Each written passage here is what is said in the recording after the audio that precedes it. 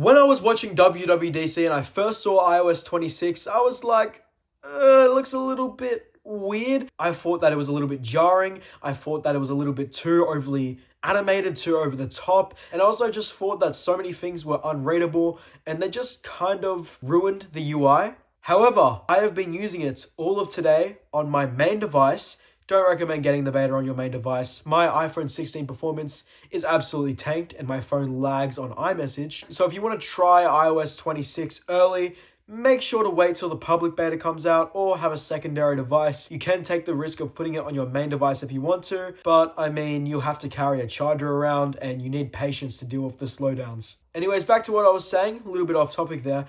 I actually really like the design.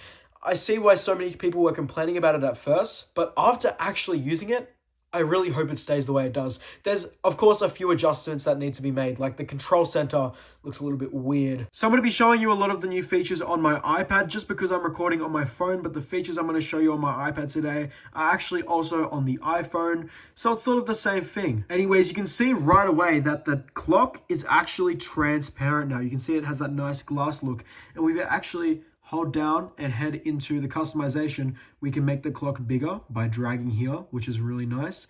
We can adjust the thickness, and we can also change the material from glass to solid. So you can kind of go back to the old look there, and I can change the color, and it just looks really nice and clean. And I don't know, I'm just going to leave it like this though for now. And where did the glass, oh, there we go. Obviously, you can see this is a beta. You'll see that when I tap into the menu, the glass actually disappears for a sec. It just goes back to the old clock. Obviously, they're going to be fixing these things. Now, the next thing you'll notice is this new unlock animation. Take a look at how smooth that is. So if I swipe up really slowly, you'll see it just comes in kind of slow like that. But you'll see if I swipe up really fast, look how bouncy that is. I love that so much. And obviously, once again, this is the first developer beta, so you can probably notice that there is a little bit of stutter and there's a little bit of lag there. And you can also see the dock just kind of staying there. But once again, this is the first beta, and you can report everything into the feedback app here, which I spelt freed, whatever. And obviously, there's some things that look kind of off, like the control center. This looks a little bit worse on the iPhone, but it still looks kind of weird on iPad. It's just lacking some contrast, and the background blur is pretty weird. But once again, this is the first developer beta. I don't know why everyone is whining and complaining so much, because this is not really for the public. You also notice that all of the icons have actually been redesigned.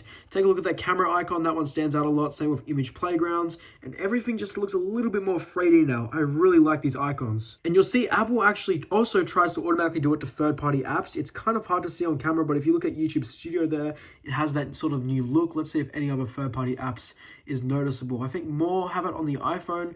You'll see the YouTube logo there. Oh, Photo Booth. I didn't even notice Photo Booth had a new icon. That's nice. I'm sure developers will also make their own icons. You'll see Gmail as well. Looks a little bit more 3D. Everything is just toned up a little bit and had a glow up. Now we actually have some additional options for customizing the home screen. So if I tap edit here, you'll see we have that new pop-up menu. And if I tap customize, you'll see we have some new options. So now we have clear, which in my opinion, this looks fantastic. I really love the look of this. You'll just see how that looks with the new animation. It's so fresh and clean. Oh, it's so good.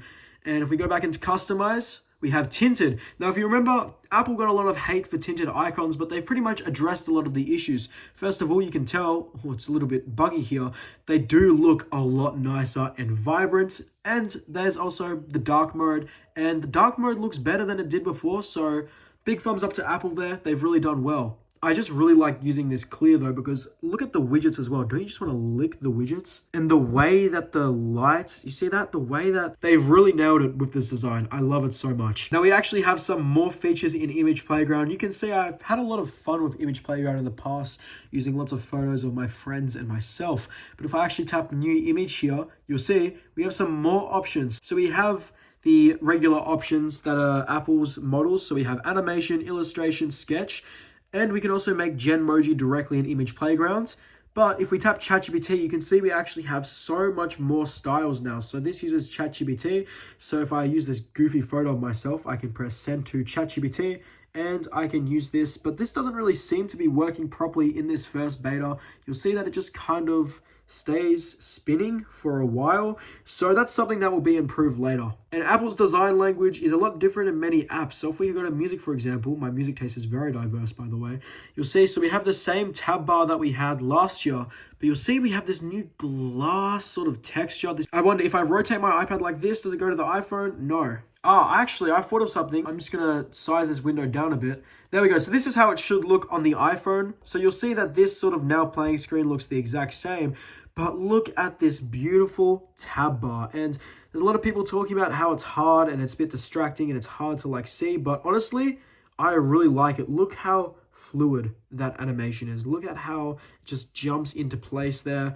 So gorgeous. I love it. I'm still going to stand by the fact that they've done an amazing job. And I really like how you can just grab it and you can just fiddle with the little glass bubble. It's like a little water droplet. Look at that. I love that. I love how you can just grab it and just swing it around. Anyways, let's get out of music here and let's take a look at another app. So maybe camera. Camera has a new design as well. So you'll see they've stripped it down to basics. So for the average phone user, it'll be a lot easier. So it's just photo and video. But if you want your additional options like slow-mo, cinematic, you can actually grab it and swipe through like this and you can get your additional options. And we have that really nice looking glass there as well. And then if you want more photo options, you can just tap the photo button and maybe it's different on iPadOS. So on iOS, I'll put a screen recording up on screen. When you actually tap one of these, it will expand nicely and show you more options. But on iPadOS, that's just all up here. You also probably remember a lot of people disliking the Photos app back in iOS 18 when it was redesigned. But I'm happy to say in iOS 26, they have fixed it. First of all, it has that new beautiful design language. Look at those animations. That's so nice. Even for a beta, that's still beautiful. But they've actually added tabs back at the bottom. So you'll see we have our library and we also have collections, which is there anything in here? So yeah, we can just switch over to collections and we have that tab back. So it's so nice how we have the tabs back finally. Not everything's on the one page. They've also redesigned the phone app, which once again, I'm going to quickly check if there's anything bad on here just because, okay, we're probably not going to show the phone app today. There's just a lot of contact photos on there that I just don't really want to be shown because family members. I'm very sorry. I'm very sorry for that, everyone. New to iPadOS and iOS, you'll see we actually have a new games app. And this is very interesting, but it's very nice. Think of Game Center and the Apple Arcade TV app, but in one app. So you'll see we have some cards up here. We have continue playing. We have what my friends are playing. And then we just have some more things. We have top played games in the world, I guess. And then, you know, some recommended games. And then if we tap onto Arcade, this is just where you'll get all your Apple Arcade games. And if you tap Play Together, you have different things that people are playing, so different games. So you can just press play and play with your friends. It's just an easy way to get on. You can also pick a game and you can start challenges and stuff. It's very nice. It's very fun. It makes you want to play some games with your friends. And if you head to the library, you have your game collection. So you can sort of use this as a nice launcher for your games. I don't actually have all of these installed. So it just shows your total games, I guess. You'll see we have events. So this shows events for games. As you can see, it's a little bit slow in the beta, but that's to be expected. And then you also have your achievements in here. And then if you tap onto your profile card, you have your friends and everything like that. One place the new design is very present is the Safari app. So you'll see if we just go onto Google here, oops. Okay, you'll see we now have this new tab bar just goes into the top like that, so it shrinks down in size, so it gets very minimal and nice. So it's sort of just full edge to edge. On the iPhone, I do think it looks a little bit nicer, although I do not think it will stick around to the final build. I might be wrong. I really love it, but I feel like people might complain about it just because it's a little bit different to use. But I really hope the iPhone bar does stay. It is really nice and sexy to look at. You'll see that Safari has this new layout, really nice. So you'll see we can tap onto private here. You'll see we have our tab. You see we can change our profiles up here. It's all very nicely designed. I love it. Same story with Notes. Notes is beautiful. You'll see, look at these animations as well. Look at the buttons at the top, how they just morph into each other. It's so nice. Once again, even for a beta, it's beautiful. And you'll see with the Apple Pencil hover, we have that glass hover. It's so nice. I really am enjoying the new look. Pretty much every stock app has this new design. You'll see settings as well, has more rounded corners, and it has the transparent icons. You also see the search is nice and made out of that glass texture. And the settings search actually works now, which is a good bonus. iPhone and iPad also get the preview app. So you'll see when I open the preview app, I just have some files that I can open and PDFs I can look at.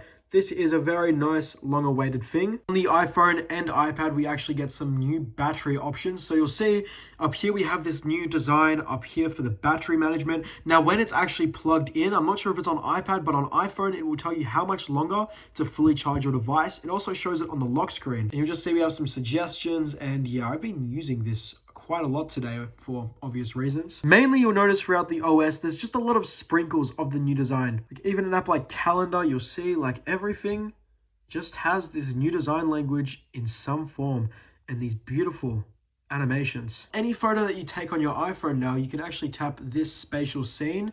And I'm not sure if this is only on Apple Intelligence devices or not, but you'll see it will analyze the photo. Now look at that. I can move my device and look at everything move. You can see these bars here move. You can see the background move.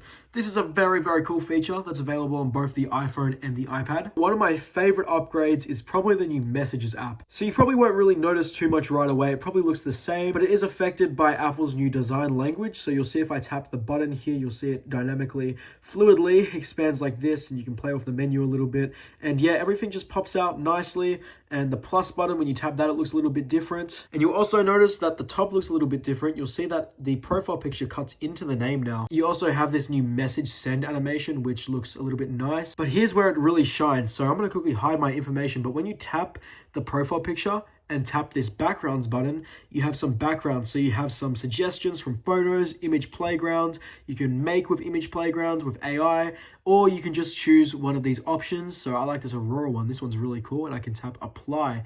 And just like that, oh, what did I do there? Let me go back in full screen. Just like that, you'll see if it shows up. Okay, it does not look like that background works right now, so let's just change to sky. There we go, that's more like it. So you'll see when I tap the search, look at the way that my finger glows, by the way. Oh, that bug.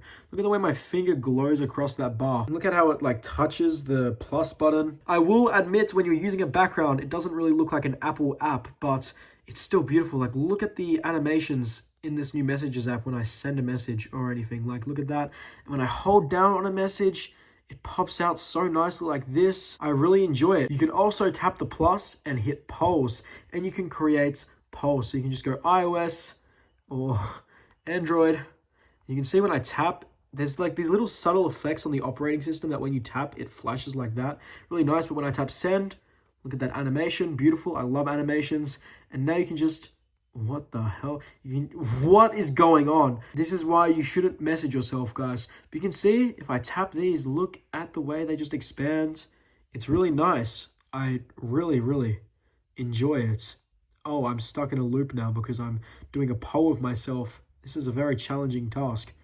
Okay, fine. You'll see that transparency, that really nice blend of blur applies to the Messages app too. And once again, the animations, the new bouncy send animation, I love it, and I will always love it. If we go back into the plus menu and tap Genmoji, Apple has made some new updates to Genmoji. So they call what I'm about to show you mixed emoji. So you'll see we have some suggestions where we can just tap onto these emojis here, and you'll see it will mix the robot and the superhero emoji together and make that.